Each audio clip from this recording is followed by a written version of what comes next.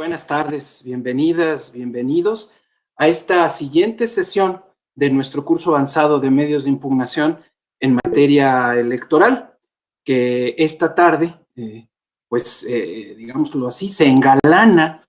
Claro, todas nuestras tardes se engalanan con nuestros diferentes expositores y expositoras, pero particularmente en esta ocasión tenemos el gusto, el agrado, el honor de que nos acompañe en esta actividad de la Escuela Judicial Electoral, de este Tribunal Electoral del Poder Judicial de la Federación, al magistrado Luis Espíndola Morales, quien abordará precisamente, después de que se han abordado de manera previa temas relacionados con la nulidad de un voto o la nulidad de la votación recibida en casilla. Pues en esta ocasión se hablará precisamente, el magistrado Espíndola Morales expondrá el tema sobre la nulidad de la elección, a partir precisamente de su amplio conocimiento en torno a la causal genérica y a esa causal vinculada con la violación a los principios constitucionales. Y antes de dejar en uso de la voz al señor magistrado Espíndola Morales, me voy a permitir leer o recordar algunas de las notas biográficas del referido magistrado. Luis Espíndola Morales es maestro en Derecho Procesal Constitucional con mención honorífica por la Universidad Panamericana y licenciado en la materia por la Universidad Autónoma de Querétaro. Cuenta con una especialización en Derecho Constitucional y Procesos Constitucionales por la Universidad de Castilla, en España. Fue designado por el Senado de la República como magistrado de la Sala Regional Especializada de este Tribunal Electoral del Poder Judicial de la Federación para el periodo 2020-2029. Previamente, el ahora magistrado de la Sala Regional Especializada, Luis Espíndola Morales, fungió como consejero electoral en el Instituto Electoral de Querétaro y como director general adjunto de la Dirección General Jurídica de la entonces Fiscalía Especializada para la Atención de Delitos Electorales. En nuestro Tribunal Electoral, su labor inició como profesional operativo, secretario auxiliar y secretario de Estudio y Cuenta en la Sala Regional Toluca. En la Sala Regional Guadalajara se desempeñó como secretario de Estudio y Cuenta también, mientras que a nivel local, en el Tribunal Electoral de Querétaro, se desempeñó como secretario de Acuerdos y proyectista. Señor magistrado Espíndola Morales, en nombre de la directora de esta Escuela Judicial Electoral, la doctora Gabriela Rubalcaba, y pues haciéndonos eco también en esta bienvenida de el gusto y el honor que causa a los integrantes de la Sala Superior de este tribunal su participación en estas actividades, lo dejo en el uso de la voz precisamente para, a partir de su gran experiencia, y cuando digo gran experiencia me refiero precisamente al abordaje de estos temas relacionados con la nulidad de elección. Esa experiencia en Sala Toluca, en Sala Guadalajara, sin duda ha influido en los criterios que posteriormente se han generado en todo el resto de este tribunal electoral. Por eso, insisto, es un honor recibirlo y dejarlo en uso de la voz con todo este alumnado, a quien le ruego que en la medida de lo posible pues mantengan sus cámaras abiertas, sus micrófonos apagados, y en cuanto se generara alguna duda, alguna necesidad de comentario, pues a través del chat o con la herramienta de la manita levantada, pues nos lo hicieran saber para transmitir de inmediato esta duda, esta consulta al magistrado Espíndola Morales. Bienvenido, magistrado. Adelante, por favor. Hola, muy buenas tardes a todas y a todos. Muchísimas gracias, estimado doctor Carlos Báez. Agradezco la invitación, la deferencia por parte de la Escuela Judicial, del Tribunal Electoral del Poder Judicial de la Federación. Saludo con mucho gusto, con mucho afecto, con mucho aprecio, pues desde luego a usted y a todas las profesoras y profesores de la Escuela Judicial, a todos quienes nos acompañan ahora mismo en en la vía virtual, ¿no? Muchos amigos y amigas, desde luego conocidos y conocidas en el ámbito electoral. Desde luego saludo a todos quienes nos siguen por las plataformas digitales. Y pues en esta ocasión nos toca platicar un poco sobre el tema de la nulidad de la elección. Este tema que resulta ya muy controvertido, resulta muy... es un aspecto de una manera sancionador de la validez de una elección, y que desde luego denota de alguna manera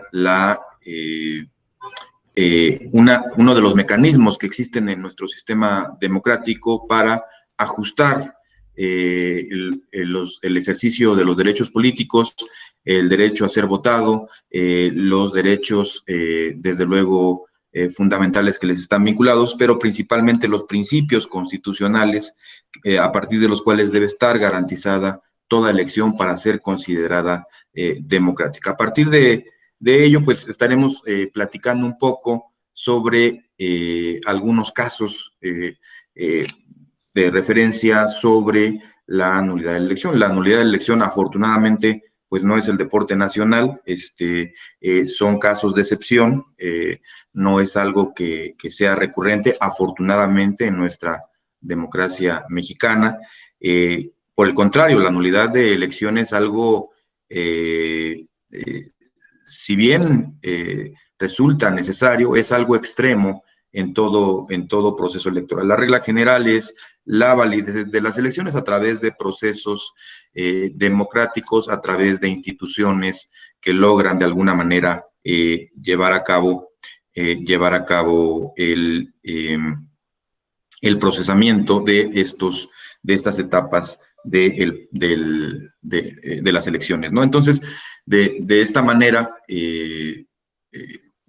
un sistema democrático debe contar con una serie de mecanismos que controlen, que contengan cualquier intención de enturbiar todo proceso democrático. Y desafortunadamente tristemente, ¿no? Existe pues la nulidad o invalidez de las elecciones. Y reitero, no es el deporte nacional, es un tema de excepción, afortunadamente, pero es algo que tenemos que conocer, evidentemente, para que todas y todos estemos atentos, porque todas y todos en democracia somos vigilantes de nuestra democracia, de nuestro sistema democrático. Y a partir de ello, pues, es necesario conocer esta figura de la nulidad.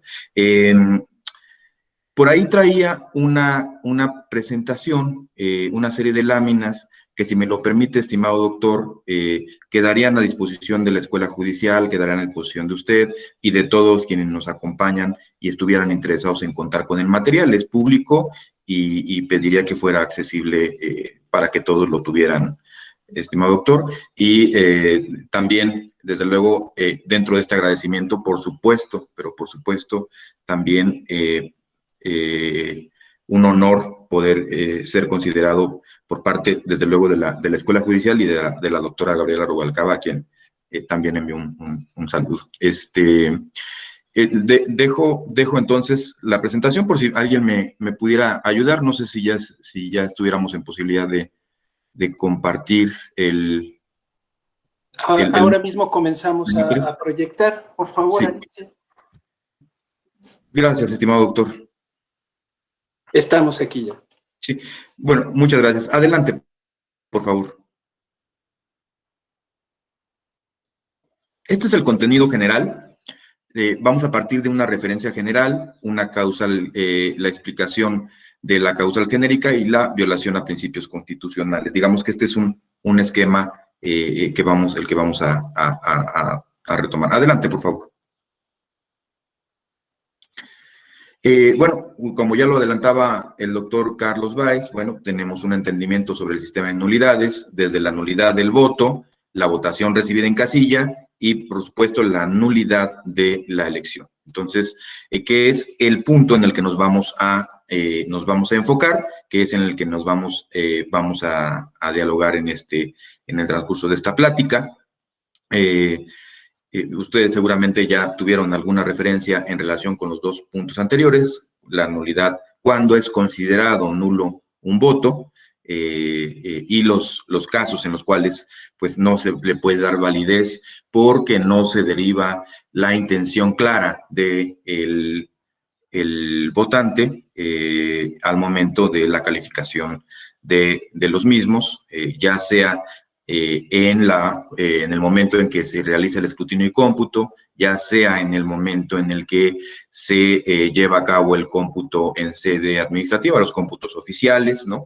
O ya sea en un cómputo jurisdiccional donde pueda calificarse esta nulidad del voto. La nulidad también de votación recibida en casilla, las causales seguramente lo verán en algunos o ya en alguna oportunidad, pero en lo que nos vamos a enfocar ahora es la nulidad de elección, es decir, no es la nulidad de un voto, de una persona de la cual no es posible advertir su verdadera intención en el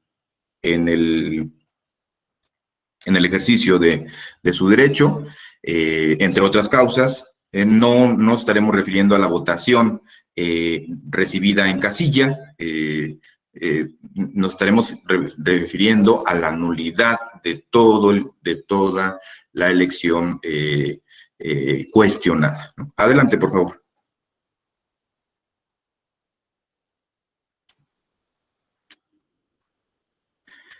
Bueno, pasaríamos a las generalidades. ¿Cuáles son los principios que rigen la nulidad de las elecciones? Estamos hablando de que hay un principio de validez de los resultados electorales, ¿no? Este principio de conservación de los actos públicos válidamente celebrados, que es el que rige finalmente en todo proceso electoral, en todo proceso comercial. Estamos entonces hablando de que todo proceso electoral, toda elección cuenta con una presunción de validez, se presume válida, existe una serie de garantías que establece la autoridad electoral, que pone a disposición de la ciudadanía para que su voto valga, para que su voto sea contado, para que su elección sea debidamente considerada, ¿no? Entonces, estamos hablando que durante todo ese proceso electoral, durante todas esas etapas del proceso electoral, las autoridades electorales, tanto administrativas, jurisdiccionales o del índole penal electoral,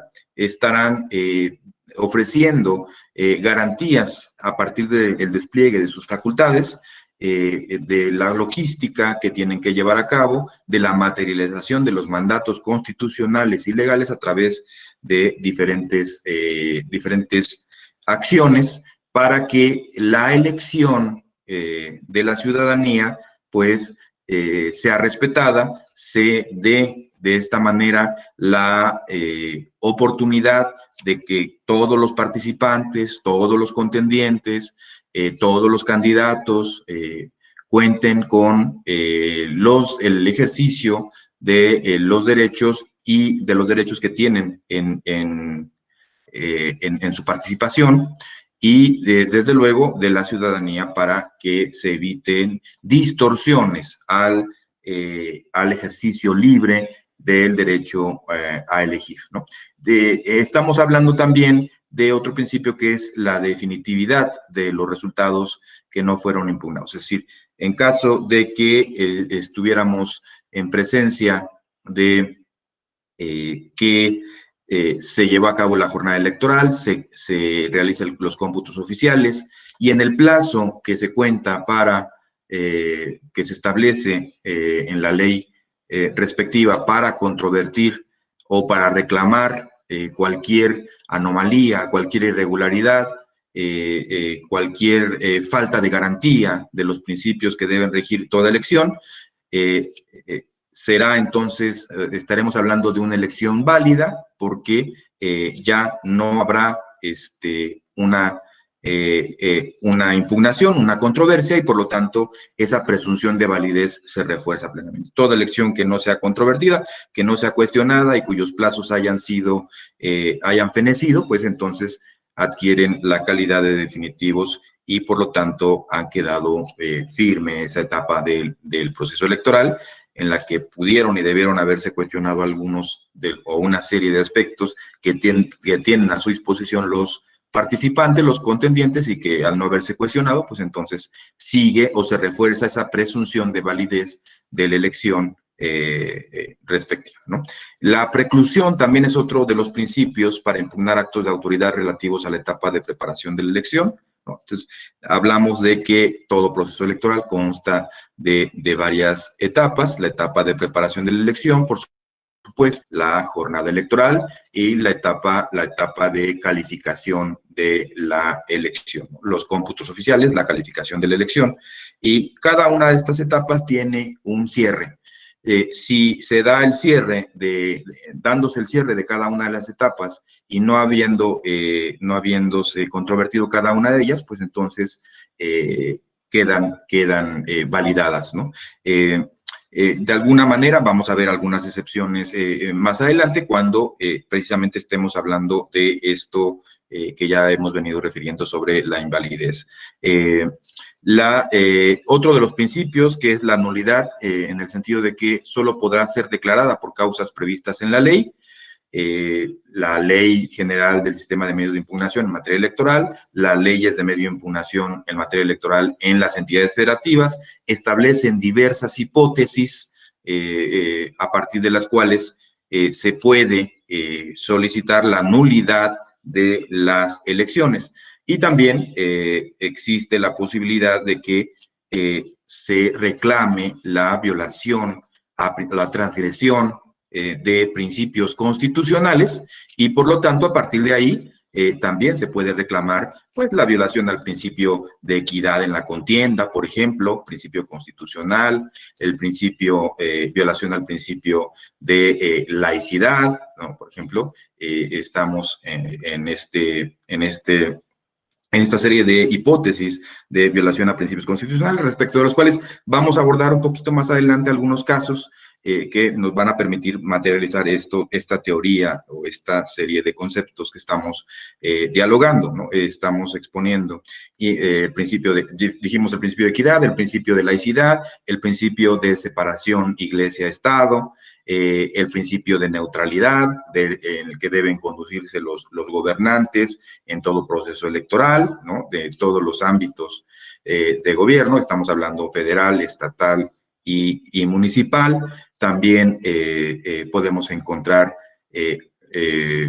cuestionamiento en relación con la indebida contratación de espacios de radio y televisión, que también es otra de las causas de nulidad, financiamiento ilícito, financiamiento ilegal en las campañas electorales. También podemos encontrar lo relacionado con violencia, en la presencia de violencia en el proceso electoral que se cuestiona. Es decir, todos estos aspectos que deben ser garantizados en el curso de un proceso electoral y que se decantan en gran medida en la garantía del derecho y ejercicio libre del voto y de la posibilidad de que deben tener todos los competidores en todo proceso electoral, de que se respeten un mínimo de reglas, un mínimo de principios en toda contienda, ¿no?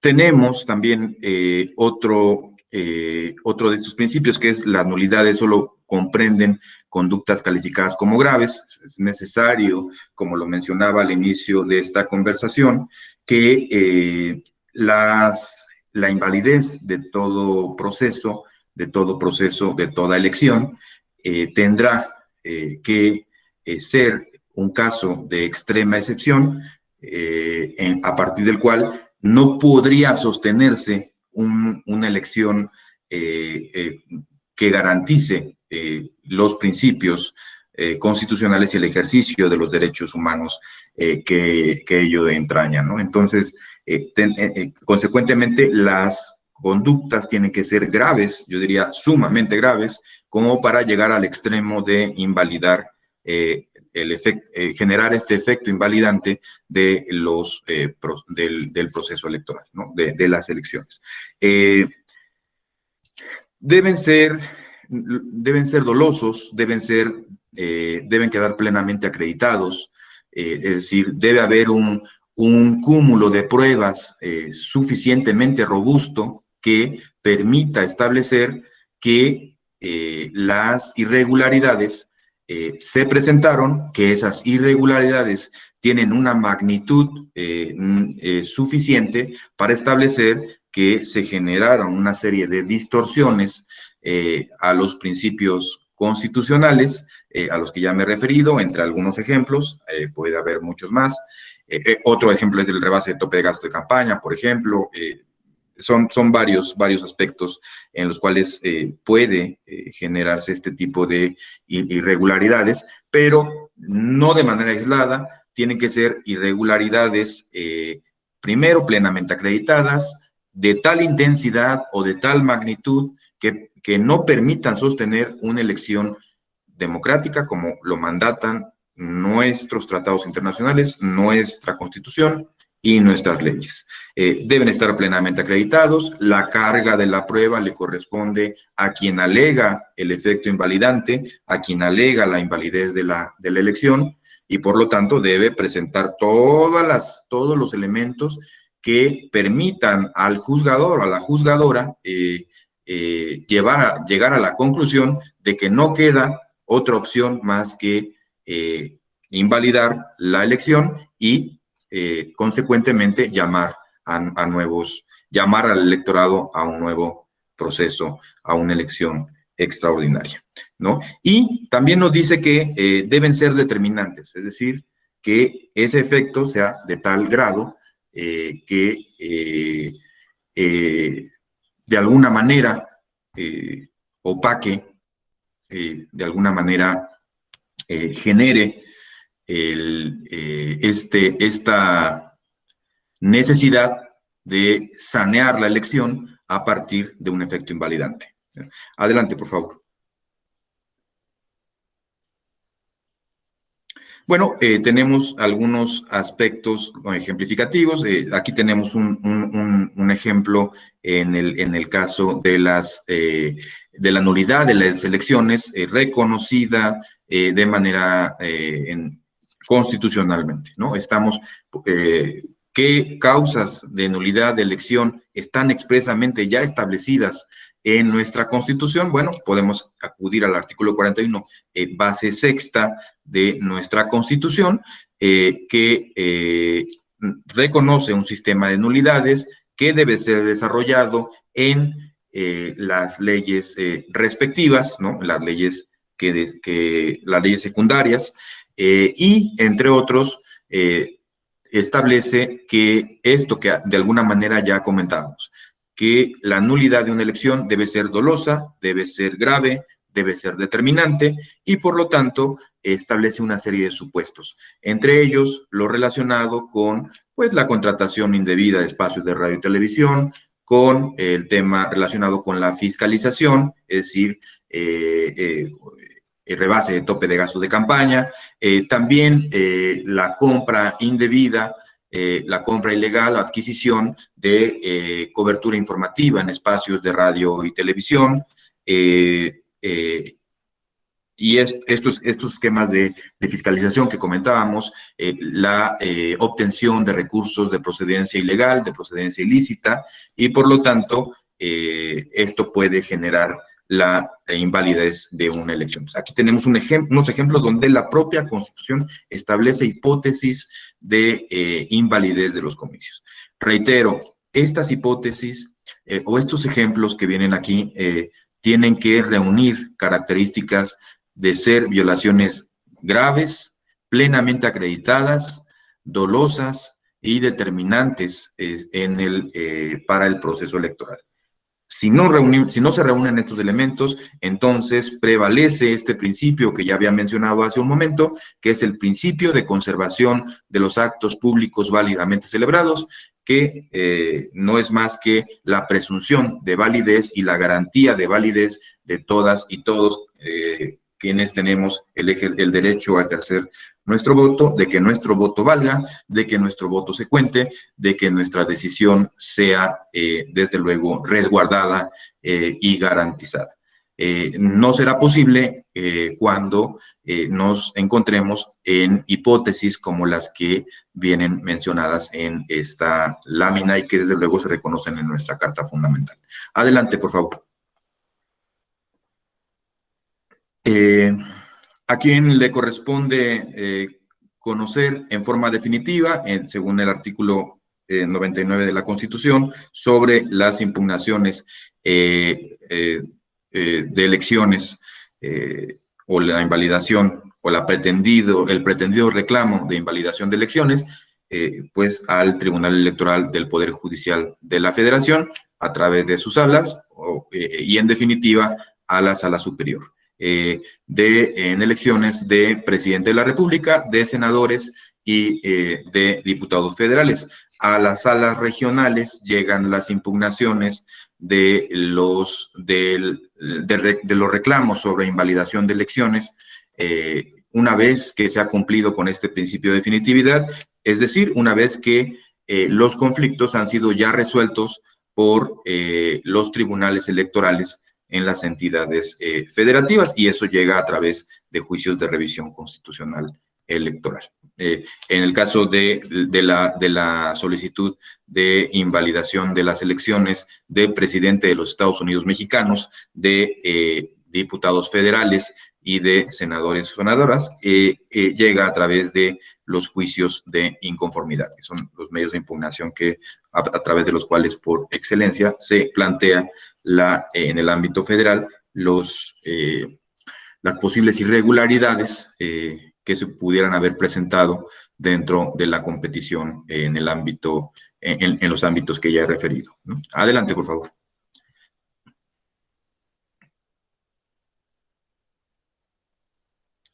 Era lo que mencionaba. Aquí tenemos un ejemplo de lo que nos desarrolla la ley, ¿no? Es la Ley General del Sistema de Medios de Impugnación. Tienen que ser violaciones graves, violaciones dolosas, violaciones determinantes, ¿no? ¿A qué nos referíamos con conductas o violaciones graves? Conductas irregulares que produzcan una afectación sustancial y pongan en peligro el proceso electoral y sus resultados. Dolosas, es decir, que aquellas conductas realizadas con pleno conocimiento de su carácter ilícito, y determinantes en el caso de las hipótesis constitucionales que mencioné hace unos momentos, cuando la diferencia entre primer y segundo lugar sea igual o menor al 5%. Adelante, por favor.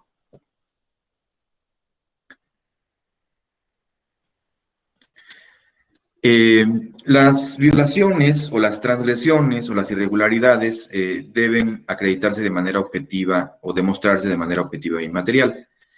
¿A qué nos referimos de manera objetiva y material? Pues deben quedar plenamente demostrados con prueba suficiente que permita establecer que se ha actualizado esta serie, o se han actualizado esta serie de irregularidades que podrían conducir a la nulidad de la elección.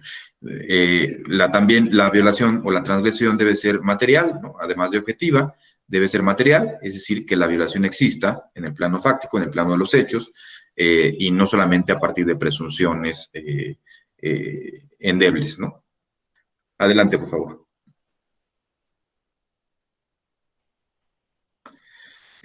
Adelante, mencionábamos que el juicio de inconformidad es el medio de impugnación en las elecciones federales, por excelencia, el establecido para reclamar la nulidad de la elección de presidente de los Estados Unidos mexicanos, de senadores y de diputados federales, ¿no? En el caso de las elecciones, de la controversia de elecciones de gobernadores gobernadoras, de las gubernaturas, de las diputaciones y de los ayuntamientos, de los integrantes de los ayuntamientos, se tiene que atender primero o se tiene que cumplir con el principio de definitividad en tratándose de las vías procesales de los medios de impugnación establecidos en cada legislación electoral local.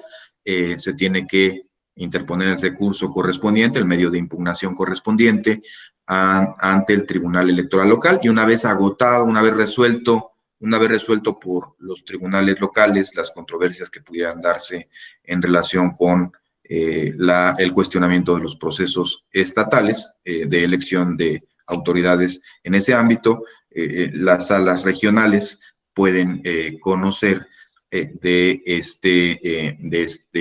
esta serie de cuestionamientos, tratándose de diputaciones y tratándose de miembros de los ayuntamientos, a través del juicio de revisión constitucional electoral. Es la sala superior del Tribunal Electoral del Poder Judicial de la Federación quien conoce del juicio de revisión constitucional electoral, pero en el caso de gubernaturas, ¿no? de manera directa. Adelante, por favor. Bueno, aquí tenemos algunas tesis, la nulidad de elección, qué elementos deben referirse. Adelante, por favor. Va a quedar a su disposición la presentación. Lo que mencionaba, este es el sustento jurisprudencial. Los elementos conceptuales en un primer bloque ya los mencionamos. Ahora viene el tema de las referencias o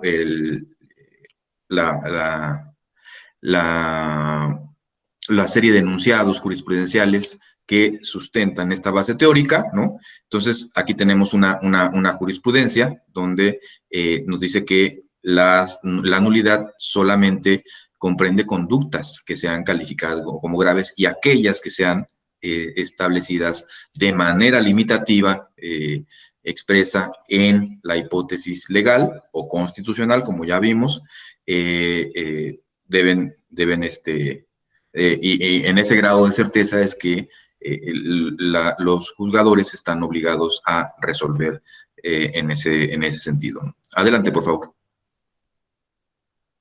Aquí tenemos algunos casos, ¿no?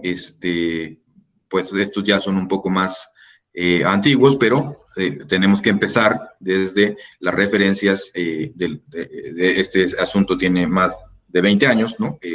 Aproximadamente 20 años, y vamos a ir avanzando en casos donde se ha venido generando una serie de adiciones y de evolución de criterios jurisprudenciales al respecto, ¿no? Pero aquí, ya vemos aquí en esta primera integración de la Sala Superior del Tribunal Electoral del Poder Judicial de la Federación, donde ya se empiezan a abordar los aspectos relacionados con nulidad de las elecciones, ¿no? Entonces, en este caso, en el caso Chihuahua, bueno, que también tuvo implicaciones de reclamos ante la Organización de Estados Americanos, etcétera,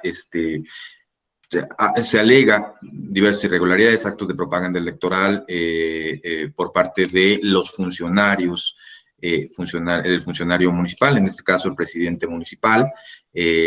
Se estimó, se consideró que las violaciones fueron sustanciales al considerarse de manera generalizada y determinante, y se evidenció, entre otros aspectos, que se realizaron a través de distintos medios de comunicación y repercutían o impactaron en el ánimo del electorado. Entonces, aquí tenemos unos primeros casos a destacar sobre la nulidad de elecciones, ¿no? En este caso, tenemos, pues, entre otros elementos a destacar, la injerencia o indebida injerencia de presidente municipal en Ciudad Juárez, que llevaba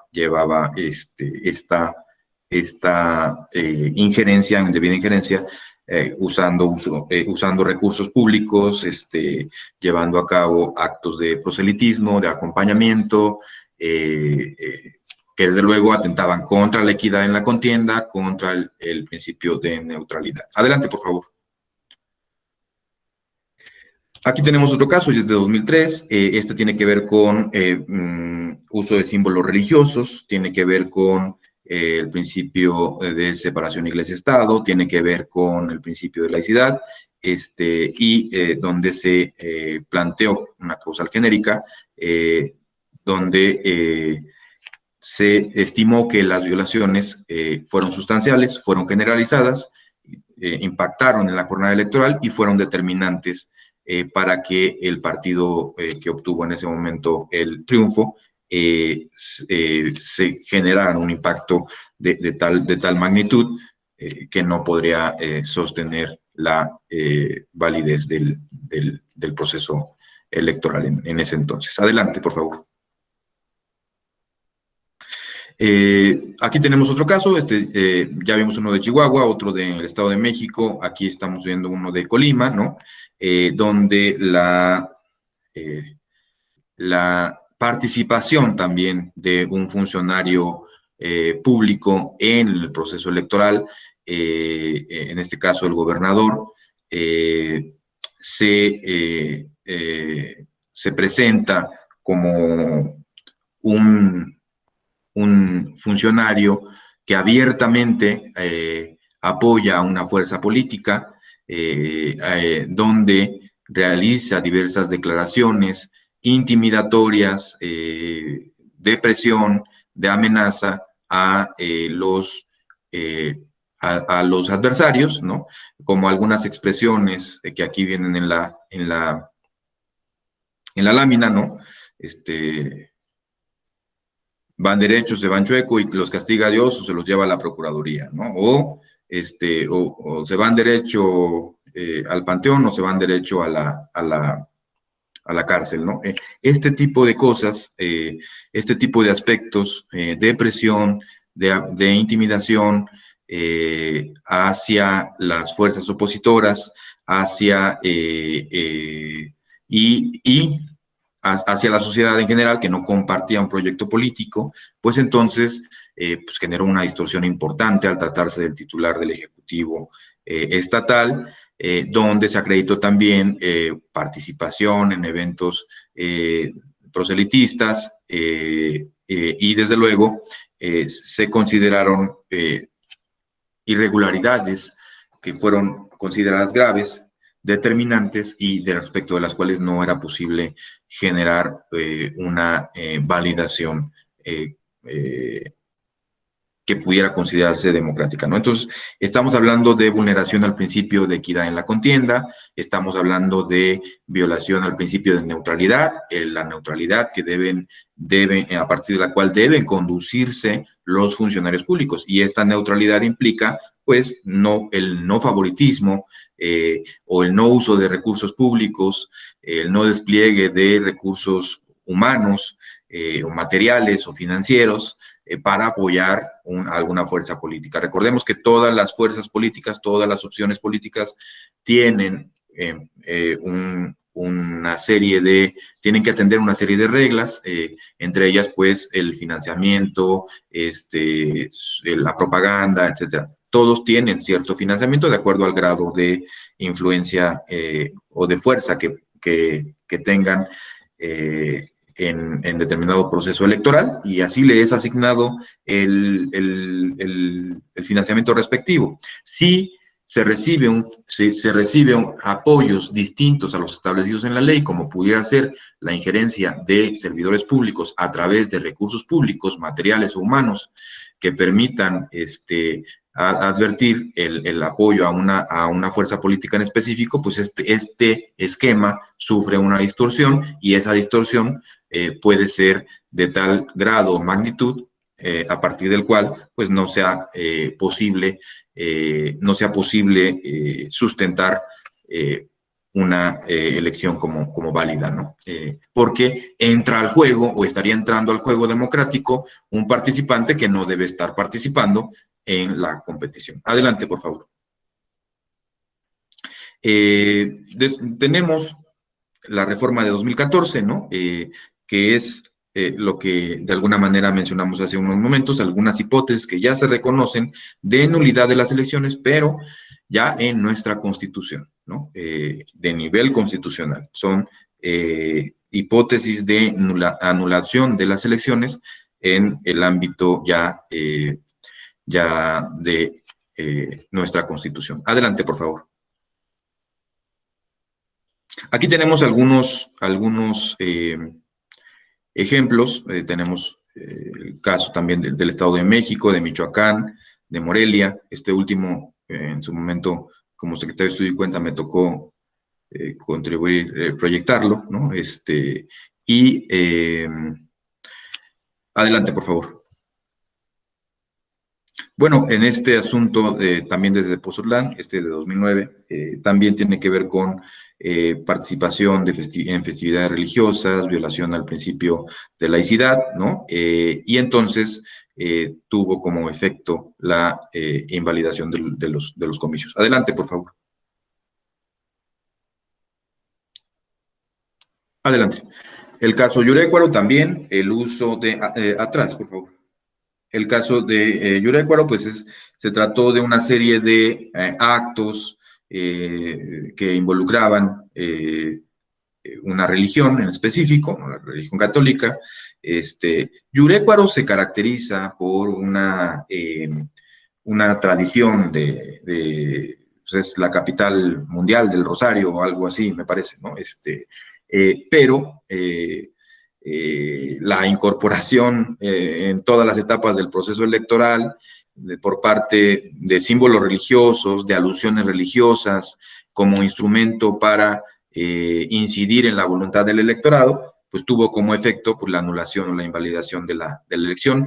Es importante destacar que esta invalidación vino del Tribunal Electoral de Michoacán y ya por vía de juicio de revisión constitucional electoral termina siendo confirmado por la sala, ¿no? Entonces, se habló de un candidato a presidente municipal que participa en una procesión con el símbolo del partido, de un candidato a presidente municipal que participa en eventos religiosos, que en la apertura de la campaña lleva a cabo, acude a una misa, hace una serie de referencias, utilizó evidentemente una religión en específico con presencia importante en esa municipalidad para llevar a cabo pues una incidencia indebida atentando contra el principio de laicidad y de separación iglesia-estado,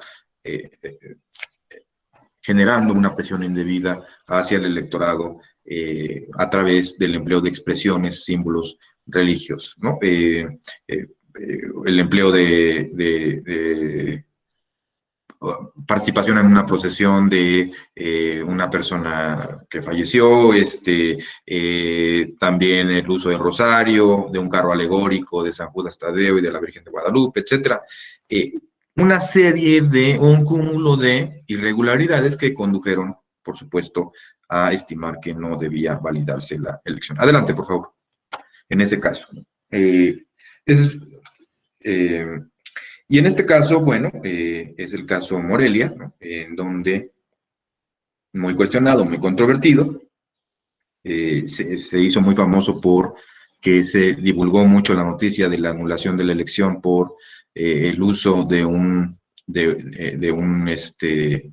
símbolo, del logotipo de un partido político en una pelea estelar anterior a la elección del Ayuntamiento de Morelia, pero no fue únicamente eso. O sea, fue eso, más otros elementos que, desde luego, condujeron a la invalidación de la elección de Morelia y del municipio de Morelia, de la contienda para la presidencia municipal de Morelia, Michoacán. Entonces, estamos hablando de adquisición indebida de tiempos de radio y televisión, está prohibida por el 41 constitucional, en el 2011 estaba prohibida, por supuesto, y que fue contratada desde el extranjero, es decir, la pelea se desarrolló en Las Vegas, y se transmitió en territorio nacional, en un contexto en donde solamente había elecciones pues en esa entidad federativa. Y en donde pues donde la diferencia entre el primer y segundo lugar fue sumamente corta, donde las irregularidades en el recuento fueron sumamente evidentes, donde desde luego se generó una distorsión importante en este proceso electoral que condujo a la invalidación de la elección. Principalmente, sí, desde luego, por la adquisición indebida de tiempos, de espacios en radio y televisión para la presentación de una fuerza política y la exhibición también, que eso tampoco se dijo, lo que más llamó la atención fue la pelea, ¿no? Pero ya he mencionado algunos otros casos que condujeron a la invalidación de la elección, que es precisamente pues la participación del candidato precisamente a la presidencia municipal en el cierre de campaña del candidato a gobernador del mismo partido, que también se transmitió en televisión, ¿no? Y donde también hubo adquisición indebida de espacios de radio y televisión. Esta presentación en televisión, esta exhibición en televisión, en el cierre de campaña del candidato a presidente municipal, que se acreditó que fue una contratación indebida, esta exhibición de la pelea en Las Vegas con transmisión o retransmisión en territorio nacional respecto de un partido político la noche antes de la elección, condujo la diferencia entre primer y segundo lugar, tan reducida, y desde luego la serie de aspectos que rodearon esta elección, pues generó la conclusión de la invalidación de la elección. Tan es así que esto se presentó en 2011 y en 2014 se reforma la Constitución para establecer expresamente la causa de nulidad de la elección por la adquisición indebida de espacios en radio y televisión. Adelante, por favor.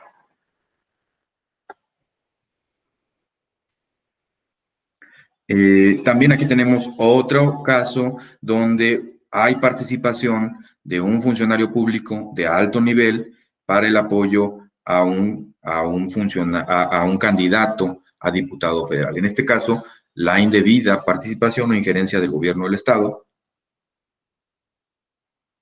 en Aguascalientes con el uso de recursos públicos, un autobús del gobierno de Aguascalientes para trasladarse, ¿no? Hacer el recorrido en diversas casillas, la presencia del gobernador, la difusión en redes sociales del apoyo a un candidato en la página oficial de gobierno del estado, entre otros aspectos, generó la anulación de los comicios de diputado federal ahí en Aguascalientes. Adelante, por favor. Y también tenemos ya algo más reciente, ya nos estamos aproximando un poco más algo más reciente, 2015, ¿no? La nulidad de la elección en gobernador en Colima, ¿no? Donde se trató principalmente de la invalidación de la elección, desde luego, por parte de la intervención de funcionarios públicos, en este caso el secretario de Desarrollo Social y el procurador estatal, quienes intervinieron en esta suerte de, pues, propiamente condicionamiento de programas sociales, entre otros aspectos. Adelante, por favor.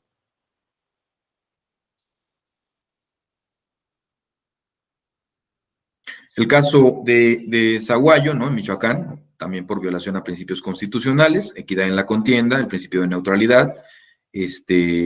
Aquí en este caso, pues se trató propiamente de el desvío de recursos públicos, un financiamiento ilegal a través de un equipo de fútbol y se produjo pues la nulidad de la elección, y también con un elemento adicional donde se estableció la imposibilidad del candidato involucrado a participar en la elección extraordinaria, que es una de las sanciones que también ya fueron reconocidas constitucionalmente en este artículo 41 base sexta, que ya mencionamos, donde si expresamente se demuestra que hubo una participación de la candidatura involucrada, pues se le impide participar en el siguiente proceso electoral. Bueno, en el proceso electoral extraordinario o las elecciones extraordinarias que tendrían verificativo,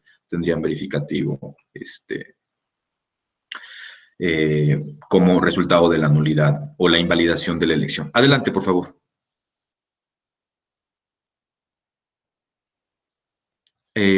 Aquí tenemos otros ejemplos que son relacionados como nulidad por rebase de tope de campaña. Estamos hablando del caso de Tlaxcala, de Camarón Tejeda, Veracruz. Adelante, por favor. Adelante, por favor. Estas van a quedar a su disposición.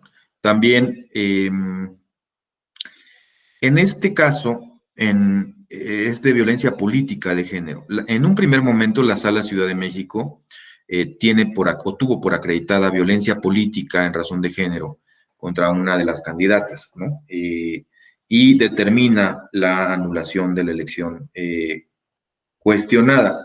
Posteriormente, esto es impugnado ante la Sala Superior, y la Sala Superior determina que no existen elementos, o hay elementos insuficientes, más bien dicho, que no permiten establecer el grado de gravedad suficiente o claro que permita producir el efecto invalidante de la elección. Adelante, por favor, y es en la continuación de la siguiente diapositiva, si no me equivoco, donde revoca es precisamente esta nulidad, ¿no? Dice que, en suma, no existía una forma clara, objetiva, de conocer la trascendencia de estos sucesos en el proceso electoral, y por lo tanto, debía regir la presunción de validez. Recordemos, como lo mencioné al inicio de nuestra plática, de esta exposición, que quien tiene la carga de la prueba para demostrar la invalidación de una elección, pues es quien la reclama, ¿no? Quien la alega, quien la sostiene. En caso de prueba insuficiente, a lo que se tiene que inclinar, o se tiene que decantar el juzgador, es a la presunción de validez. Esa presunción de validez tiene que ser totalmente destruida por quien alega la invalidez. Totalmente destruida. Adelante, por favor. Hay algunas por ahí iniciativas sobre la invalidación, la causa de invalidación de la elección por el caso de violencia política de género, ¿no? Hay dos iniciativas, una de 2006 y otra de 2019, para considerar como causa de nulidad de un proceso electoral que se haya acreditado violencia política de género contra una candidatura, ¿no? Estas iniciativas fueron presentadas por las legisladoras Lorena Cuellar, ¿no? En su momento, y Kenia López, que aún están con estatus pendiente, ¿no? Estas iniciativas, que me parece que serían relevantes, no solamente para la discusión legislativa, sino en su momento para la discusión jurisdiccional, en caso de que esto llegue a materializarse. Adelante, por favor. De mi parte sería todo. Yo espero que los aspectos generales que ya hemos abordado o hemos expuesto, el material que queda a su disposición pueda ser útil, y yo desde luego estoy a sus órdenes para cualquier comentario, aclaración o duda. Adelante, estimado doctor. Muchísimas gracias, magistrado Espíndola. pues sin lugar a dudas, y como usted mismo lo mencionó al inicio, pues en esta continuidad de este curso avanzado, especializado en temas procesales electorales, pues después de analizar algunas de las causas o razones por las cuales se anula un voto, algunas de las causas o razones por las cuales se anula la votación recibida en una casilla, pues en esta ocasión nos ha expuesto usted con detalle y sobre todo, y creo que es lo que en los cursos que ofrece esta escuela judicial cabe resaltar, a partir precisamente de precedentes, es decir, a partir ya de decisiones jurisdiccionales, nos ha expuesto usted precisamente estos temas vinculados con las diferentes causas o razones por las cuales es factible, o ha sido factible, mejor dicho, que proceda la nulidad de determinadas elecciones. Y a partir precisamente de esos precedentes, en no pocas ocasiones, como usted mismo lo mencionó, pues se llevó a cabo alguna adecuación normativa a partir precisamente de los criterios fijados o establecidos por las salas de este tribunal electoral en las distintas instancias procesales.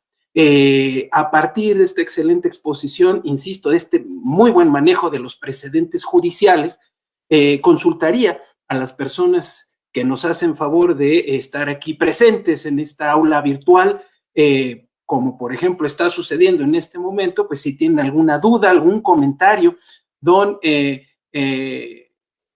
Juan Ignacio Bilbao tiene la mano levantada, le pediría si puede abrir su micrófono, por favor, y adelante. Sí, muchas gracias. Buenas tardes a todas y a todos. Buenas tardes, doctor. Me llama la atención esta última parte que habló en la exposición sobre la nulidad por violencia política de género. Me parece que habrá que estudiar mucho el conocimiento epistémico del concepto de nulidad a partir de este nuevo concepto, porque pues se supone que no puede haber nulidad por causa que no esté estrictamente prevista en la ley. Sin embargo, también el estudio de la causal de nulidad por violaciones a principios constitucionales nos da un gran campo de exploración para intentar ejercitar esta vía. Y sobre todo porque me parece que la nulidad abstracta que ya quedó atrás ha evolucionado a este nuevo concepto de nulidad por principios constitucionales. Entonces, tal parece que volvemos a regresar a lo mismo, pero a partir de nuevos supuestos que pueden darse, y esto abriría la puerta a nulidades por infinitas infracciones que puedan presentarse dentro del procedimiento electoral, no propiamente, o dentro del proceso electoral, no propiamente solo por la nulidad, sino por algunas otras cuestiones que pueden ir ligadas a estas condiciones, ¿no? Sería todo. Gracias, don Juan Ignacio. No sé si quisiera reaccionar, magistrado, algún comentario al respecto. Pues en realidad, pues tenemos este escenario, efectivamente, tenemos este escenario donde ya actualmente tenemos, como lo mencionaba, causales de nulidad de la elección ya expresamente previstas en la Constitución, nada más ni nada menos que en la Constitución, en la Ley General de Medios de Impugnación, y como en el caso de Colima, de 2015, pues estaba en la Constitución, era una causa de nulidad que estaba en la legislación estatal, en la Constitución de Colima, en la ley respectiva. Entonces, no solamente estamos hablando de causas de nulidad, sí serían, desde luego, causas expresamente previstas en la ley, causas expresamente ahora previstas en la Constitución, pero no en la Constitución política, no únicamente en la Constitución política de los Estados Unidos mexicanos o en la Ley General del Sistema de Medios de Impugnación en materia electoral. No son las únicas, sino también aquellas que están en las constituciones estatales y las leyes de impugnación en ese ámbito, ¿no? En el mismo ámbito estatal, ¿no? de acuerdo a este principio federalista. Eso por una parte, y por la otra, sí que pues tiene toda la razón, ¿no? Finalmente está la causa de nulidad por violación a principios constitucionales, en donde, pues en todo sistema democrático, pues debe atenderse, por supuesto, la debida garantía de los principios que nuestra Constitución establece, la Constitución de nuestra ley fundamental, ¿no? Y que, desde luego, tienen que observarse. Y en relación con el último punto, que pues yo ya lo había adelantado, y que usted también de alguna manera lo enfatiza, y lo enfatiza muy bien, precisamente está esta iniciativa, o estas iniciativas, son dos iniciativas, donde se plantea ya una nueva causa de nulidad, pero ahora por violencia política de género, ¿no? Violencia política contra las mujeres por razón de género, ¿no? Entonces, es una iniciativa, ¿no? Tendríamos que entonces empezar a reflexionar sobre esta causa de nulidad, que no es nueva en relación con el planteamiento jurisdiccional. Ya lo mencionamos en el caso de la Ciudad de México, donde en un primer momento la Sala Ciudad de México anula una elección por violencia política contra las mujeres en razón de género. La Sala Superior termina revocando esa anulación por falta de prueba, no por falta de causa, sino por falta de prueba, por prueba insuficiente, ¿no? Entonces, una elección debe garantizar el voto libre. Y un aspecto profundamente antidemocrático, por su naturaleza misma, es la violencia. La violencia es en sí misma antidemocrática. Y aunque no se tenga como causa de nulidad expresa en la Constitución, pues es antidemocrática. Aunque no se tuviera, es antidemocrática. La democracia parte de el respeto a los principios, a los valores, a las reglas que dan cauce a la resolución civilizada de cualquier controversia. Y no solamente en el ámbito de litigio jurisdiccional, sino de cualquier diferencia, controversia que pudiera derivarse de la competencia electoral. No estamos en el siglo XIX, donde no debemos estar en ese escenario. Por eso tenemos instituciones,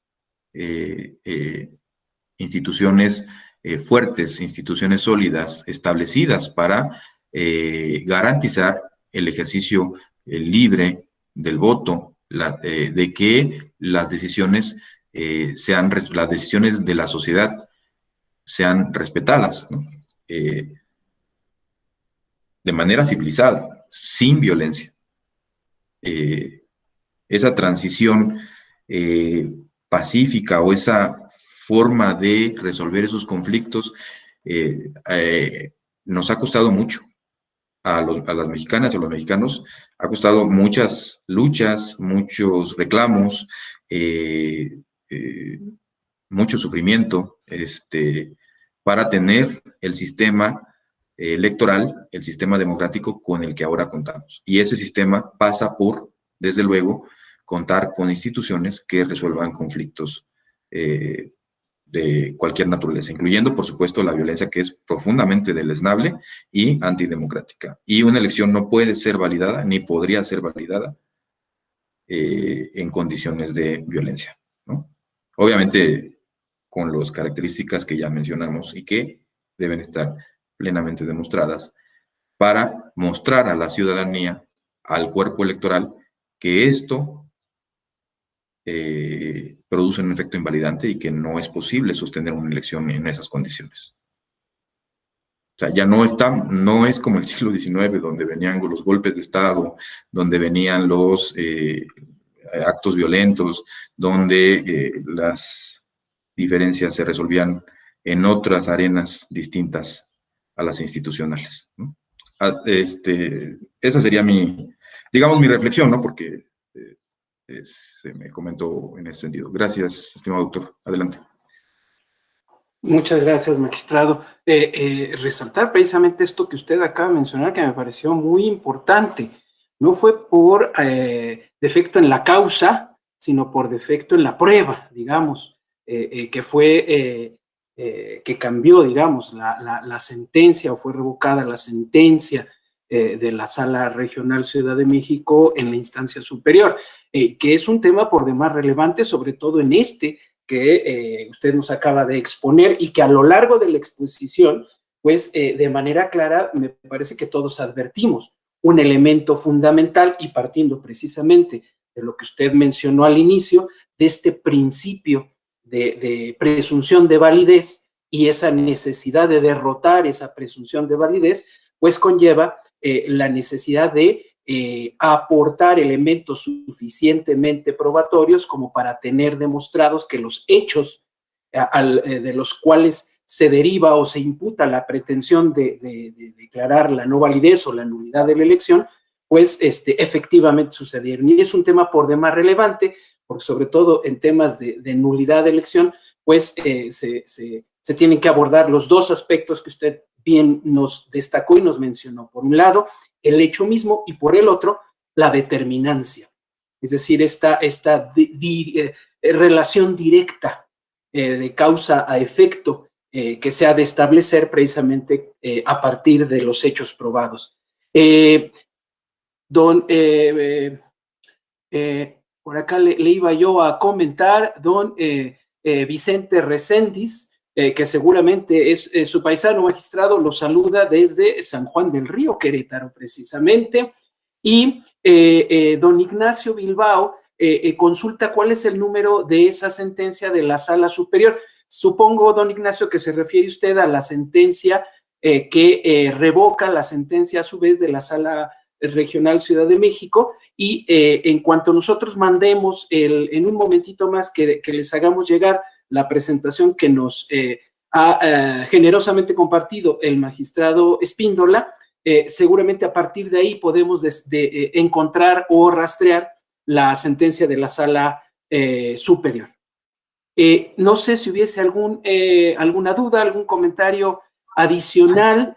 Estimado doctor, nada más para poder responder esta inquietud, evidentemente, como usted ya lo anunció, ya va a estar disponible la presentación. Adelantarle, a ver, la sentencia esta a la que usted solicita la información y que está en la presentación que se les va a proporcionar, es el SUB-REC 1388 de 2018.